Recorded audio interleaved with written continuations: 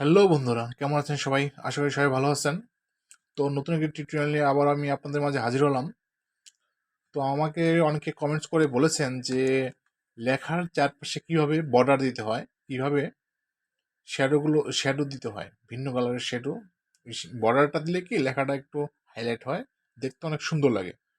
তো সেইটা কিভাবে করতে হয় সেইটা নিয়ে আজকে আমরা আলোচনা করব এবং প্র্যাকটিক্যালি আমরা দেখব। তো আমি একটা লেখা লিখে নেই, ফন্ট বাংলা ফন্টে লিখি, এখানে বাংলাদেশ লিখে দিন, বাংলাদেশ। তো বাংলাদেশ লিখলাম, লেখার পরে বাংলাদেশটা একটু লেখাটা বড় করে দিই, এভাবে ধরে বড় করে দিলাম। তো বড় করে দেওয়ার পরে আমরা লেখাটাকে সিলেক্ট করব। লেখাটা সিলেক্ট থাকা অবস্থায় আমরা চলে যাব এই পাশে লেয়ার অপশনে। লেয়ার অপশনে ক্লিক করার পরে এখানে দেখতে পারবো যে FX add a new layer style, এটার উপরে ক্লিক করব। এটার উপরে ক্লিক করার পরে সবার নিচে আমরা একটা ড্রপ শ্যাডো অপশন দেখতে পারবো। তো ড্রপ শ্যাডো অপশনটাতে আমরা যদি ক্লিক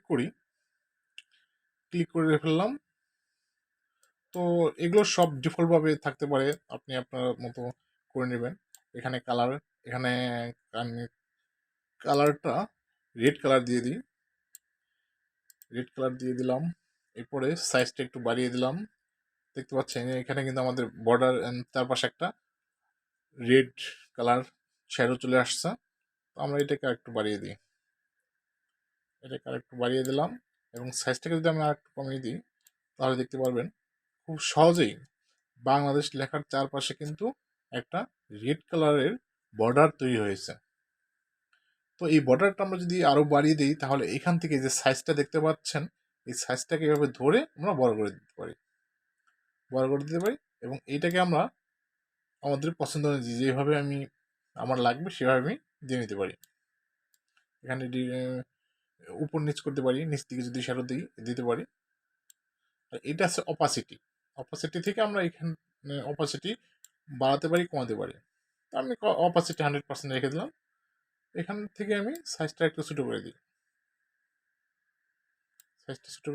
এটাকে আমি আর একটু হাইলাইট করে দিই। এরপর যদি আমি ওকে দিয়ে দিলাম, এরপর দেখতে পাচ্ছেন বাংলাদেশ লেখার চারপাশে কিন্তু একটা বর্ডার তৈরি হয়েছে। দেখতে পাচ্ছেন রেড কালার একটা সুন্দর বর্ডার চারপাশে দেখা যাচ্ছে। তো এইভাবে মূলত যে কোনো ফন্টের অ্যাডোবি ফটোশপে এইভাবে বর্ডার দিলে লেখাটা অনেক হাইলাইট হয়, অনেক সুন্দর হয়, দেখতে লেখাটা অনেক ভালো লাগে। এই হলো কাহিনী। তো আশা করি আপনারা বুঝতে পারছেন।